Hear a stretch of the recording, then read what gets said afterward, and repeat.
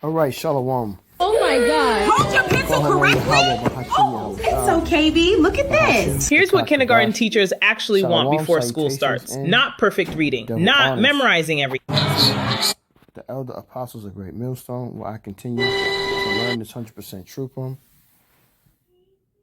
Shalom to the elder bishops and the elders, the prophets, the teachers, and evangelists also of Great Millstone, where I continue to learn this 100% truth from. I apologize, I had to get my screen queued up. I'm trying a different app. So, Shalom to the speckled bird, the confused face, the Akim and Aqua, the Akim on the highways and byways, and last but not least, the elect. So I got a video here I'm going to play in connection of, Esau lied again, man. You got to get used to him lying, man, because that's what he do. All right? I'm going to let the video play, and then after that, I'm going to get some scriptures for you. So let's check it out.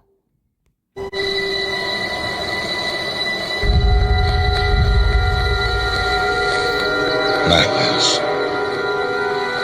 This is Sparta!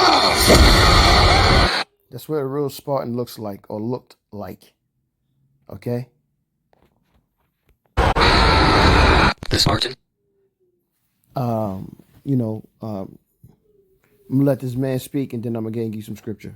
Spartans were not white, and history proves it. White people love to claim Spartans as their ancient warrior ancestors, but the only thing they would have done in battle is to get sunburned. Spartans lived in the Mediterranean, not Scandinavia. They had trade, religious, and military ties to Africa and the Middle East. They were described as dark-skinned by their own contemporaries. They did not look like the cast of 300, because that was a movie, not a documentary. In antiquity, the Spartans were renowned for sporting long, flowing locks. But in the movie 300, a movie based on the Spartans, we see a false representation on how the Spartans would have appeared. None of them had the long, flowing locks the Spartans took great pride in cultivating. Here's a bust dating back to the 6th century BC of a Spartan warrior sporting his locks. One can undoubtedly see that the hair on the bust is indistinguishable from that of a black man. 19th century English archaeologist Percy Gardner wrote that the Spartans in particular were very proud of their long hair and tended it carefully, considering it the badge of a free man. It will be remembered how Xerxes found the Spartans at the... Understand, too, that we were Hellenized, so the Spartans were living, Jake, were living like Greek white men. Just like Achilles. Achilles was not, if those who know who Achilles is, movies like Troy and other movies that they've used him in and how they bragged and boast about him, Achilles was not an Edomite-looking man. You know what I'm saying? He was a dark-skinned man. The Thermopylae, combing their long locks before battle. As part of the hair of the boys was cut short, but as soon as they came to a man's estate, they allowed it to grow long. Their lawgiver Lycurgus stated that long hair made the Spartans look taller, more dignified, and more terrifying when going to war. This custom of sporting long hair wasn't exclusive to the Spartans. It was also popular among other ancient Greek cultures too, as shown on many of the gods which they worshipped. Short hair was often associated with low status and slavery.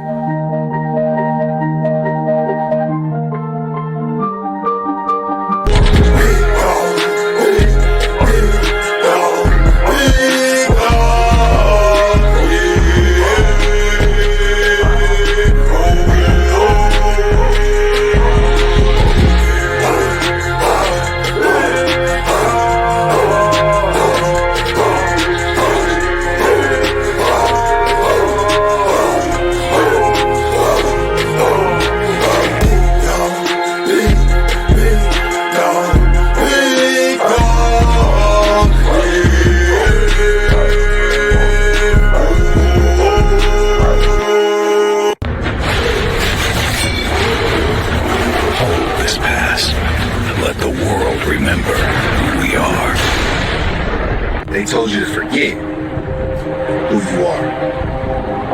But we remember. Wear your crown. All right, with that, let's get some scripture, man.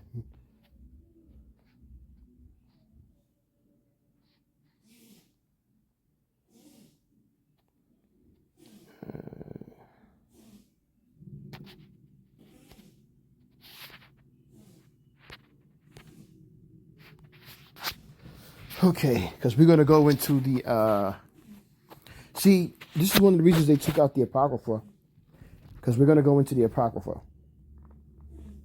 I get a couple of scriptures out of the Old Testament and New Testament.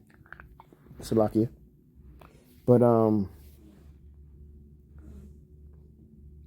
we're going to go into the Apocrypha because they took the Apocrypha out because of understanding the bridge between the Babylonian captivity and the Persian Medes captivity, and they took out the Greek captivity so that we would just have the Romans captivity, not understanding what Jew and Greek meant. Okay, and then they tried to bring it back to it being just Edomites, because Alexander, we know you can trace Alexander's history, his lineage back to Esau. Okay, and they try to keep it all in there. So let's go ahead and let's get some understanding of how being a Spartan or being a Greek happened. Okay, let's go to Deuteronomy 28 and 64, right? And it reads, "And Yahweh shall scatter thee among all people, from one end of the earth even unto the other, and there thou shalt serve other gods, which neither thou nor thy fathers have known, even wood and stone." So that tells you that prophecy that Yahweh Shah said through Moses is that we will go into all nations of people. So we would go into what? The Canaanites, the Hamites, right? We would go into the Edomites. We would go into the Moabites, the Chinese, the Edomites, the whites, the so-called whites, Salakia, the Ammonites, the so-called Japanese, the Elamites, right? The Persians, the Assyrians, right? We would go into all of these different nations, and we would blend with those nations, and we would take on their customs. Let's get another scripture. It's a good scripture. Hosea, Salakia. Hosea 8 and 8. And it reads, "Israel is swallowed up. Now shall they be among the Gentiles as a vessel wherein is no pleasure." So we would take on the customs and ways of the other Gentile nations, and we would not have any heritage with these other nations, any land with these other nations. We would be there for spoils. And we're still in places like here in Babylon, with Northern Kingdom and Southern Kingdom serving together slaves to these other nations that come here and control over us. Now let's do Amos 9 and 9. And it reads, "For lo, I will command, and I will sift the house of Israel among all nations, like as corn is sifted in a sieve. Yet shall not the least grain fall upon the earth." So again, we were scattered all around the world to all different nations. Let's get another precept. James 1 and 1. This used to be my go-to precept when we talk about the scattered Israelites, right? This is James, Yahweh Shah's biological brother, right? James 1 and 1. "James, a servant of the Most High and of the Lord Yahweh Shah HaMashiach, to the 12 tribes which are scattered abroad, greeting." Now understand that there's different time frames that are happening. And in this time frame, the Greeks, we already have been in Greek captivity, and we are now in that form in this time in Roman captivity. Okay.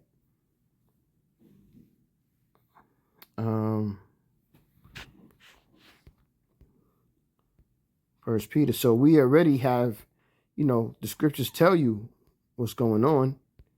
Is do you truly care to listen? Because see how people act as if they want to be a part, but they don't. First Peter 1:1. Peter, an apostle, Caiaphas. No, not Caiaphas. Is that right? No.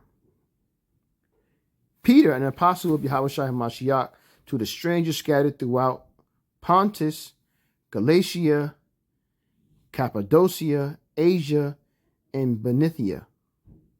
Now, where are these places at? Cappadocia, I believe, it's in Greece. Okay? So it's showing you through the scriptures that we were scattered all around the world, including Greece. Okay? And we took on certain things, just like they were calling us Moors in the Dark Ages, because we took on the religion and the ways of the Islamic ways.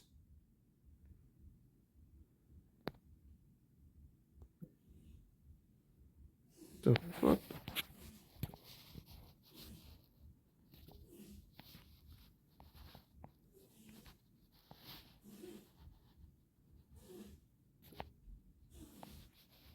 Salaki, I don't know, man.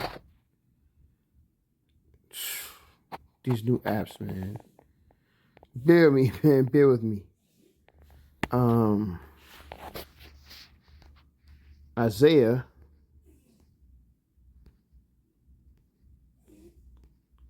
So much demonic stuff happening, man. Every day, man. It's crazy out here. Isaiah 11:11. And it reads, "And it shall come to pass in that day that the Lord shall set his hand again the second time to recover the remnant of his people." So why? Because we were scattered all around the place. Listen up. "Which shall be left from Assyria, and from Egypt, and from Panthros, and from Cush, and from Elam, and from Shinar, and from Hamath, and from the isles of the sea. And he shall set up an ensign for the nations, and shall assemble the outcasts of Israel, and gather together the dispersed of Judah from the four corners of the earth." So we were scattered everywhere. Okay? Now let's go into the Apocrypha, and let's get some scripture.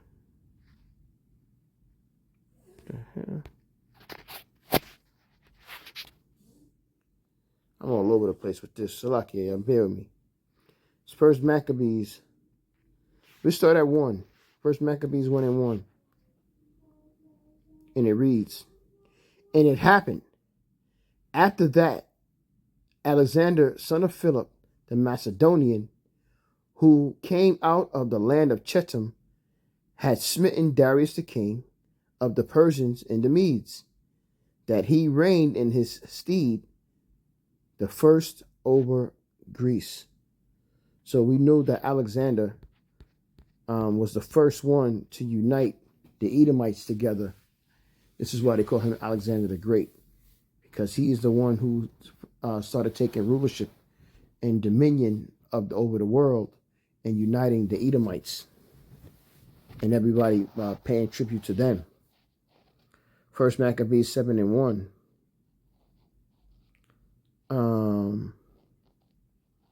And it reads, in the 115th year, Demetrius, the son of Seleucus, departed from Rome, and came up with a few men unto a city in sea coast, and reigned there. And as he entered into the palace of his ancestors, so it was that his forces had taken Antiochus and Lysis to bring them unto him. Wherefore, when he knew it, he said, "Let me not see their faces." So his hosts slew them. Now when Demetrius was set upon the throne of his kingdom, there came unto him all the wicked and ungodly men of Israel, having Alcimus, who was Decius to be high priest for their captain, and they accused the people of the king, saying, Judas and his brethren have slain all thy friends and driven us out of our own land. So we started to take over the places in Greek, and you know that Israel were dark-skinned people, right? Let's get a precept.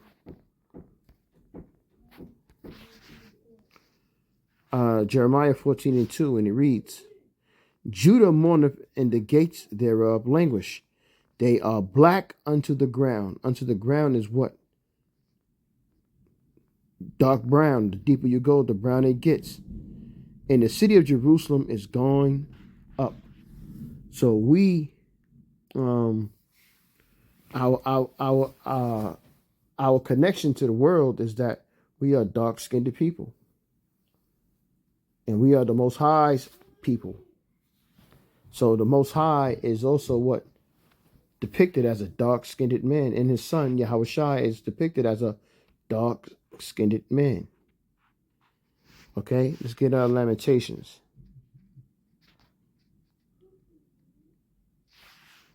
Lamentations 4:8, and it reads, their visage, what is visage?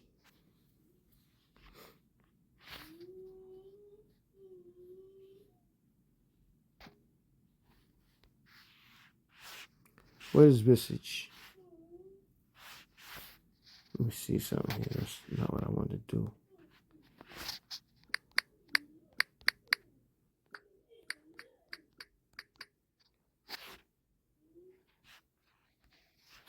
Visage, a person's face, countenance, or outward appearance. Okay? So their visage is blacker than a coal. They are not known in the streets. Their skin cleaveth to their bones. It is withered. It is become like a stick.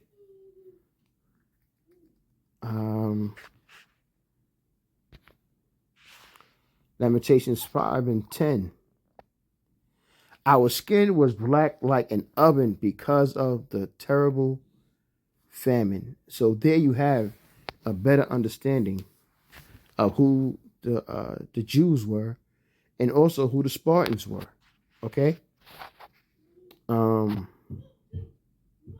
Let's get First Maccabees 12:20, and it reads, Ares, king of the Lacedaemonians, to Onas, the high priest, greeting. It is found in writing that the Lacedaemonians and Jews are brethren, and that they are of the stock of Abraham. Who are the Lacedaemonians? Let's look that up.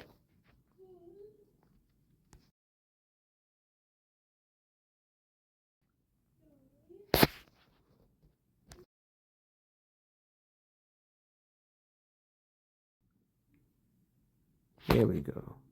The modern South Slavic ethnic group primarily located in North Macedonia, or the ancient civilization classic antiquity, Slovakia.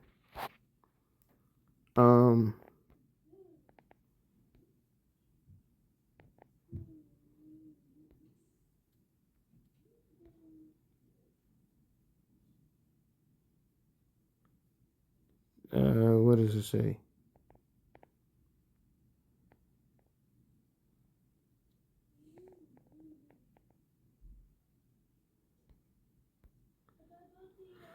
I'm trying to get the proper text for you.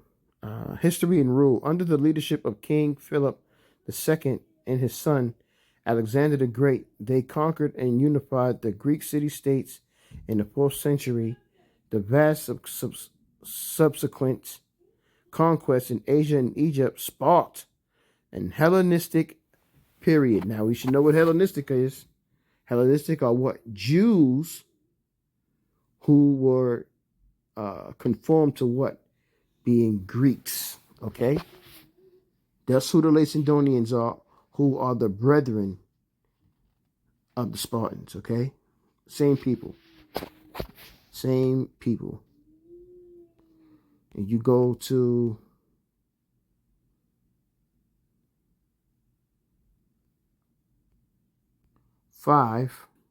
verse 5, and it reads, and this is the copy of the letters from Jonathan wrote to the Macedonians.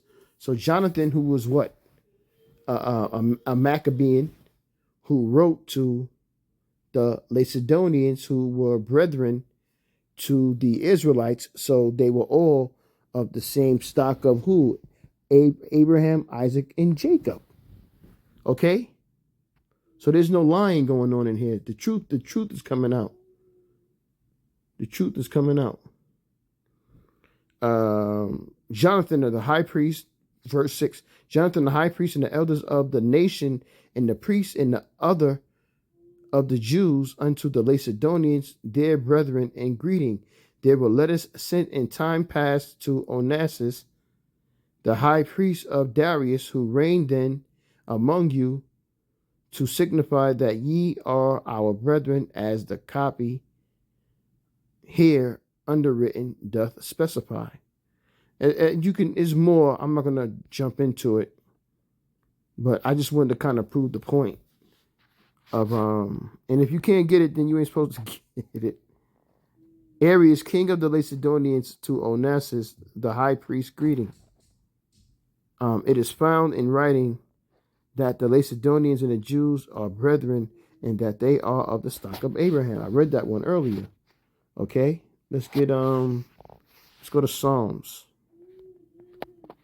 Psalms 85 and 11, and it reads, troops shall spring out of the earth, and righteousness shall look down from heaven. The truth shall spring out of the earth. What? That everything you Edomites took from us that was great is now being, the truth is coming out. You're being exposed. What's that? Is that Jeremiah 49 and 10? Let me see.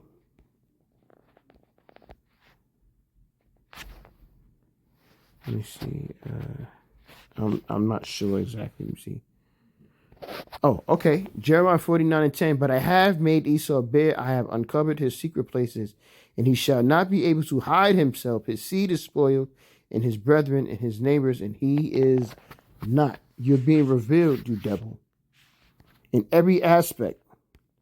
No more hiding. This is why one of the reasons they took the Apocrypha out, man. They didn't want you to know the history.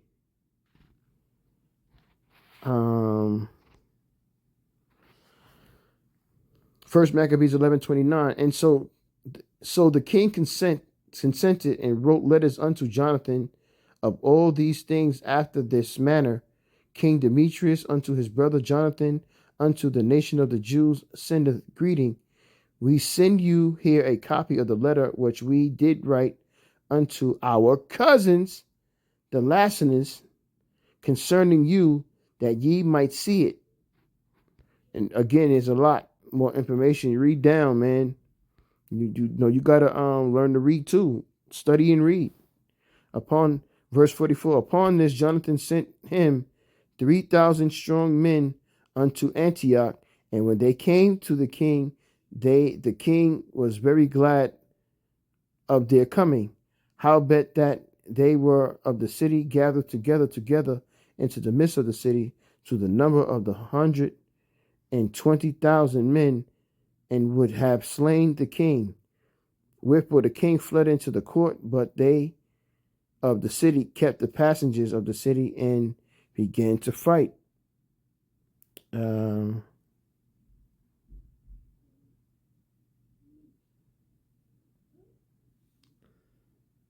me see. Go back to.